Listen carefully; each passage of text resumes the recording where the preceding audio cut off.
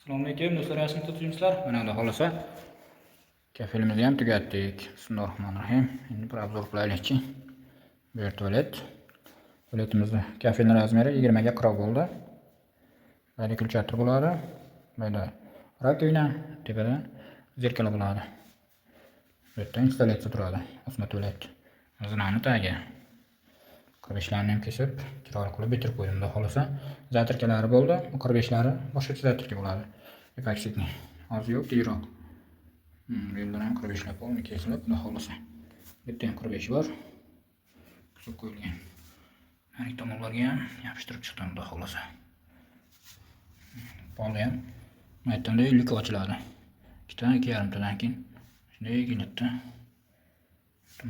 Zatirkasi va epaksikka bo'ladi. Shuning uchun qilinmadi. Qirg'ichlarni ham chiroyli qilib kesib, ularni ham отдельно kesilgan bittasi. Xudo xolasa. Bu ham bitta.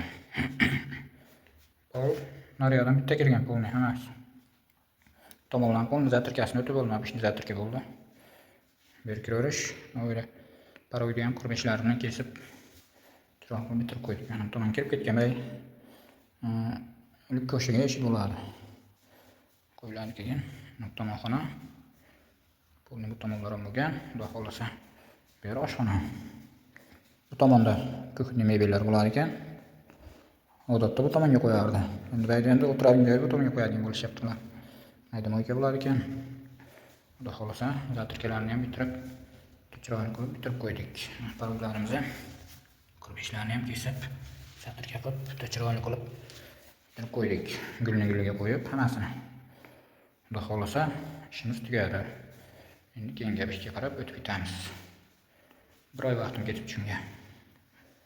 Yoqqan bo'lsa like bosinglar. Hammaga omad do'stlar.